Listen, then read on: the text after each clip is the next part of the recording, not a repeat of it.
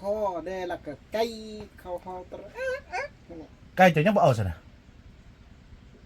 อาการบ่มีมวยก็เบิดแล้ว เออเจ้าจงไปแต่ยิงตัวใหญ่ ตัวเยอะหั่น ตัวน้อยบ่เอา ตัวน้อยก็บ่ทันยิงเลย ม้วยหมดนี่แสดงเอาไปน้อยน่ะไปไล่ ไปน้อยเยี่ยวไปฮอนหั่นนี่ยิงหั่นแล้วก็มีมั้ยอันไปไล่ ไปไล่ก็ได้ไล่โอโน่ ไปไล่กันไปไล่ แล้วหมู่เจ้าค้าเจ้าเฮ็ดเองนี่เจ้ายางเอง อย่างเอง แล้วเครื่องในมันไปใช่อันตัวไซส์ตัวนั้นมาดิ ทิ่มแล้ว เอาทิ่มอันนี้โบราณเอา มันบ่มีน้ำ เออกินแต่อันตับอันนั้นนี่ตับ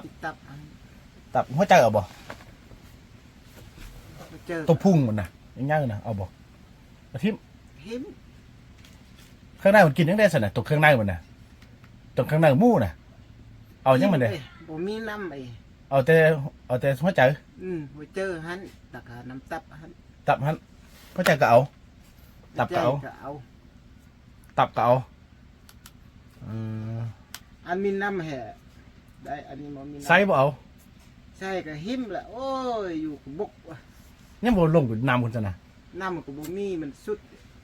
อืม ป่วยเยอะหันมันไกล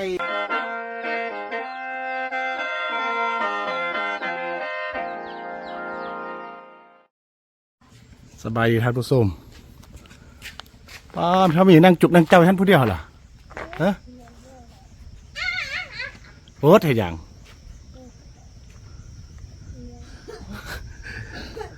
บ่ว่าหยังเนาะบ่ได้ว่าหยัง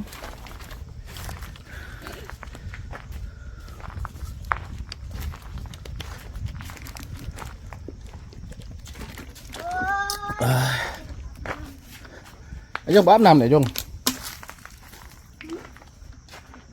ไอ้คนนอนฉันนอนจะเชิงตีอ่ะนอนจะเชิงคุณตักเครื่องก่อนเดี๋ยวโอ้มาอาบน้ำซักเครื่องพร้อมฮอนคักเลยเนาะ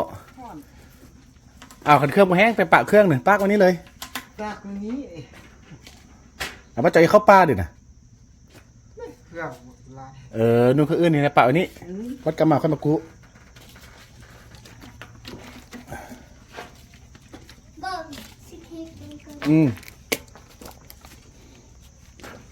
ขี้เป็นหรอก่อไอ้คุณ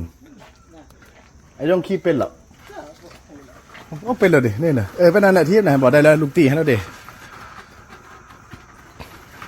โย่เรานั่นขึ้นหลักที่เราเพิ่งรู้เป็นบ่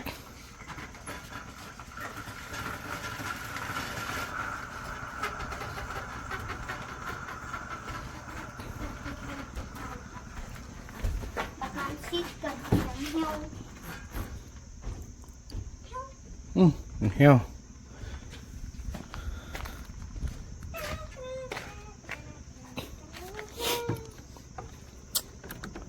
พระจันทร์มานอนนำบ่ไอ้คุณ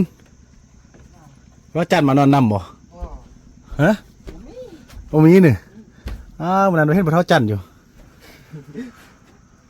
นอนอยู่ลุ่มพนเดนเนาะ นอนลุ่ม โอ้ใช้ไฟอย่างใดอยู่ที่นี่ ได้แล้ว แป้งได้แล้วนี่แป้งได้แล้วนี่ซากได้คือเก้านี่ เก้าบ่ได้ไปแจ้งบ่มีเงินเชื่อ แป้งยัง อันนี้เงินแล้วก็ไปแจ้งนะฮะ บอกว่านี่พาแป้งก็ได้เนี่ยแต่อันนี้ซากได้คือเก้าตี อันนี้ซักคือเก้า ยังดีอยู่สินะของสติ๊กหรือว่าบ่ได้หรอก นอนกับปุ๊ดหั่นมาปะไว้นี้มาซักนี้ ซักสั้นนี่ สั้นเนี่ยนี่น้องก็แป้งนั่นดีชุด แป้งมามากเลยนี่ไฟในหุ้งบ่ตอนคืนน่ะ นี่หุ่ง บ่นี่น่ะหุ้งเนี่ยหุ้งเนี่ยโอ้ยังไดเบิดค่อยคูดน่ะจังดีอยู่เนาะ ไอ้ก็หุ่ง นี่หุ้งตัวนอกก็หุ้งติหุ้งบ่โอ้หุ้งคือกันหุ้ง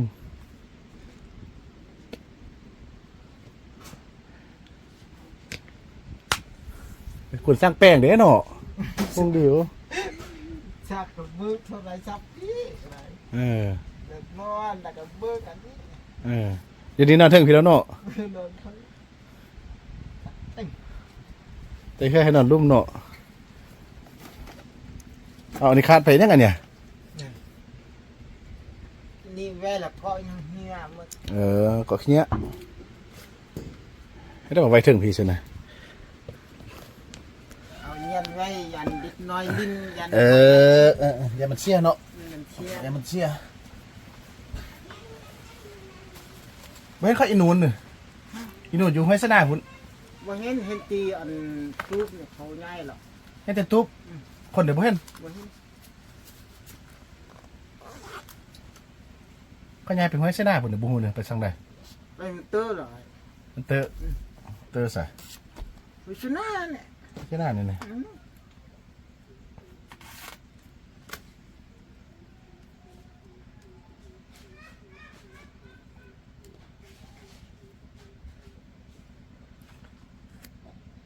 มันจะไปเฮ็ดอันตัวหมู่ป้านี่เจ้ายิงเอาเด้อเจ้าใส่แหว ใช่เหี้ยว แหวอยู่ซะใส่อยู่ซะ ไปดำส่งเลย แม่นส่งหมู่ป้าน่ะบัดตรงเงี้ยนั่นเด้ เงินนี่เขากินอันกกให้ บ่ให้มันสุกรถอยู่ลุ่มเนี่ย อืม มีนกบ่ มีนกกระแลมันเสียร้อย นกไข่ไล่เนี่ย นกคอได้แล้วก็ไก่เขาห้องตระเนี่ย ไก่เจ้ายังบ่เอาซะนะ อาการบ่มีมวยก็เบิดแล้ว เจ้าจงไว้แต่ยิงตัวใหญ่ ตัวเยอะหัน ตัวน้อยบ่เอา ตัวน้อยก็บ่ทันยิ่งเลย ม้วยหมดนี่ อืม แสดงเอาไปน้อยน่ะไปไล่ ไปน้อยเยี่ยว ไปฮอนหันนี่ยิ่งหันแล้วก็นี่มา อันไปไล่อะ ไล่ก็ได้ไล่โอโน่ ไปไล่กันไปได้ แล้วหมู่เจ้าค้าเจ้าเฮ็ดเองนี่เจ้ายางเอง อยากเอง แล้วเครื่องในมันไปใช่อันตัวไซส์ตัวนั้นมาดิ ทิ่มแล้ว เอาทิ่มอันนี้บ่ล้างเอา มันบ่มีน้ กินแต่อันตับอันนั้นนี่ ำ ตับ ตับอัน ตับหัวใจเอาบ่ มาเจอ ตัวพุ่งมันน่ะย่างๆน่ะเอาบ่เอาทิ่ม หิม เครื่องในมันกินยังได้ซั่นน่ะตัวเครื่องในมันน่ะตัวเครื่องในหมู่น่ะเอายังมันเด้ บ่มีน้ำไอ้ เอาแต่หัวใจ มาเจอหันแล้วก็น้ำตับหัน ตับหันหัวใจก็เอาตับก็เอา ใจเอา ตับก็เอา อันมีน้ำแห่ได้อันนี้บ่มีน้ำ ไซส์บ่เอา ใช่ก็หิมละโอ้ยอยู่กับบกว่ะ ยังบ่ลงกับน้ำพุ่นซั่นน่ะ น้ำก็บ่มีมันสุด อืม ป่วยเยอะหันมันไก่ย่างไปล่ะหาเสียหาโมง อืม ไก่บ่ร้อนย่าง เราทิ่มเลย เลาะแล้วก็ทิ่มอยากไปซีนหัน เลือดมันได้เอาบ่เลือดมันได้ เลือดก็เอา เอาสะบังไว้เนี่ย เชื่อบัง เราไม่ให้ได้กิน ป้าน่ะแม่พุ่น บ่คันเอาคันเฮ็ดกินน่ะเอาเฮ็ดให้กินต้ม แล้วก็ต้มเออ ต้มแล้วก็สุกแล้วก็กิน นี่เลือดก็กินเนาะ เลือดก็กิน สะบังไว้เนี่ยซะยังไว้ เชื่อบัง สะบังไว้เนี่ย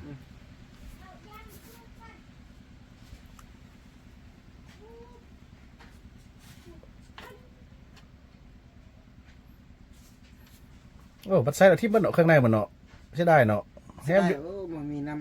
บ่มีน้ำด้วยเนาะอยู่ใกล้เนาะ ำอยู่ใกล้ กันอยู่หม้อน้ำแทนล้างๆแล้วมาปิ้งโอ้เนาะคักเนาะ มีน้ำแห่ล่างๆแล้วก็ปิ้งหัน แกมเหล้าคักเนาะ เก็บเราครับเราก็หอกไปปอกหนึ่ง ฮักบ่มีอันน้ำล้างปิ้งเนาะ บ่มีน้ำเขาขึ้นเบื้องใส่โอ้ยบ่มีน้ำเลยทิ่มเลย ยังบ่ลงมาตักเอาน้ำสะบังไปไกลน่ะ อู้ไก่ ไกลน่ะยังมาอยู่บนไก่ได้ซั่นน่ะ เชื่อใส่แห้วก็อยู่อันปะคา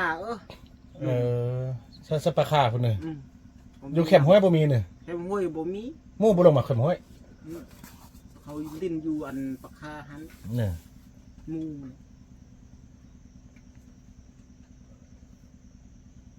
ได้เราแบกตัวนี้มาลงมานำให้บ่ได้น่ะ มันบ่ได้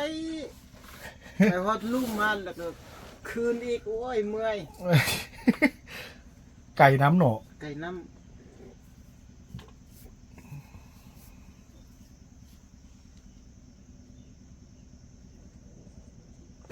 มีแต่ทิมอย่างเดียวเนาะ ทิ่มบ่เดียวแล้วก็มาแล้ว เอาแต่ซีดเนาะ นาติชิ้นหั่นแหละ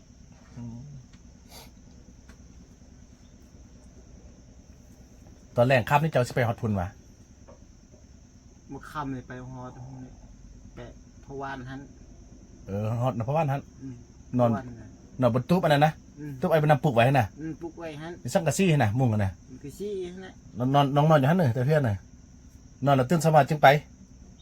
บ่นอนตักบาตรล่ะ ไปอยู่หั่นเราไปนอนอยู่ซั่นน่ะมื้อค่ำเนี่ยเอาใครไปนอนน่ะไปนอนอยู่ไส ไปนอนหั่นเนี่ยเอาเข้าหั่นเตะขึ้นชอดหั่นลงตกคุยหย่องนอน นอนลุกมื้ออื่นแล้วก็พักยาให้ ตอนคืนก็ย่างไปเลย ตื่นขึ้นก็ย่างไปเลย น้องย่างไปตอนคืนนี่ ไปมื้อคืนกินเหล้าเอ้ย น้องไปเขาหั่นเพราะว่านั่นแหละครับคันมันค่ำก็ย่างขึ้นอีก ย่างขึ้นอีกบ่นอน ตอนคืนบ่ยานนี่ย่างไปน่ะ บ่ย่านกระเทศนี่บ่มีละ ยานงูนี่มีงูบ่นั่นน่ะย่างไปเคยเจองูบ่ตอนคืนน่ะ ตื่นขึ้นก็บ่ได้เจอ อืม บ่ได้เจอจากบ้าน สลายเจอยังมักเจอพี่มีบ่ เจอพี่ก็บ่มี พี่ก็บ่มีตอนคืนนี่นะ ตื่นขึ้นก็บ่มี เอาน้องย่างไปเที่ยวนี่บ่เจอยังนี่เอาเพิ่นน่ะไตไปนะเอาเพิ่นสังหวะนี่ไตไป อืม ไตไปเลย เอาโคมนี่ออก โคมแล้วย่างตอนคืนเลย ย่างตื่นขึ้นมัดนี่ เย็นดีเนาะตอนคืนเนาะบ่ร้อนเนาะ จินดี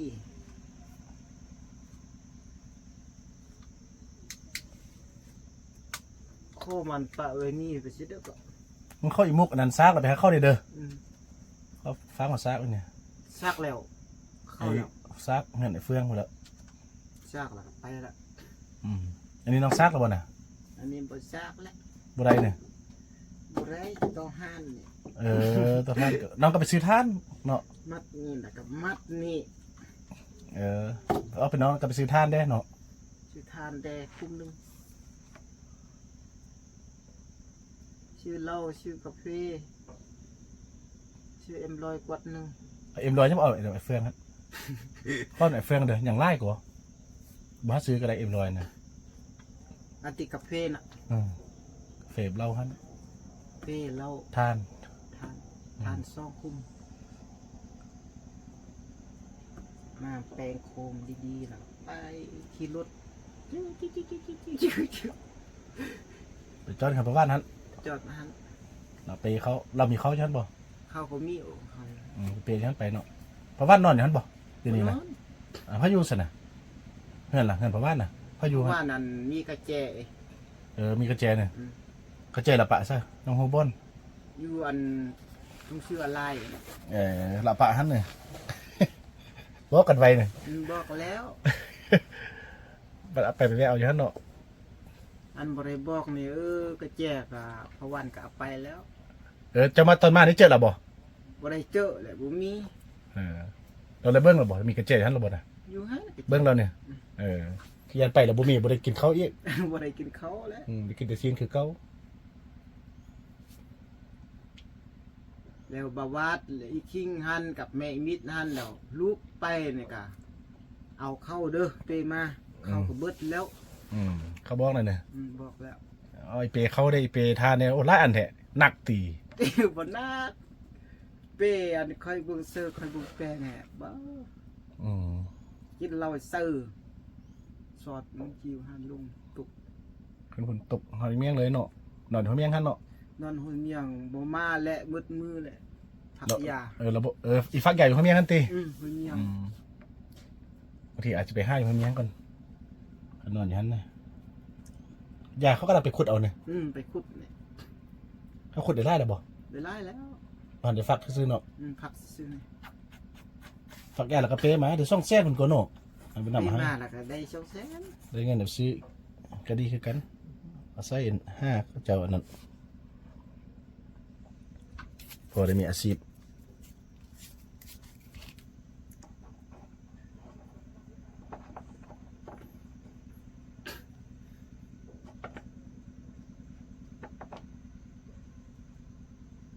ตกแล้วบ่นี่ก็ค้าหรอเนี่ยให้ซากไอ้คุณเนี่ย ขาดแล้ว ซากบอกเขา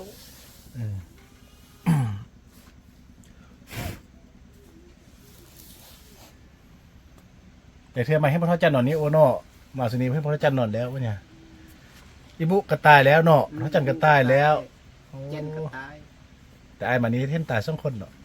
คน